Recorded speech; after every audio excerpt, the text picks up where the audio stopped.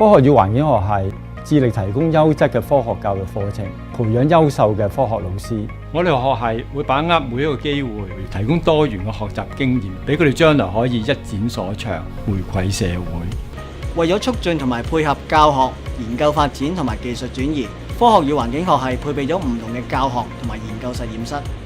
教大俾咗好多機會我去推廣環保教育，例如幫小學策劃一啲有關塑膠回收嘅教學活動，亦都有設計一啲保護海洋生物嘅教材，為地球未來嘅主人翁提供更豐富嘅環保知識。我希望除咗喺學校之外，更加可以喺博物館、社區等等唔同嘅場所推廣愛惜地球嘅信念，令新一代建立從小唔浪費嘅氛圍。呢個都係我選擇教育作為使命嘅原因。教大亦都提供咗唔同嘅學習機會，令到我可以喺唔同嘅地方修讀生態課程，裝備我成為一個好老師。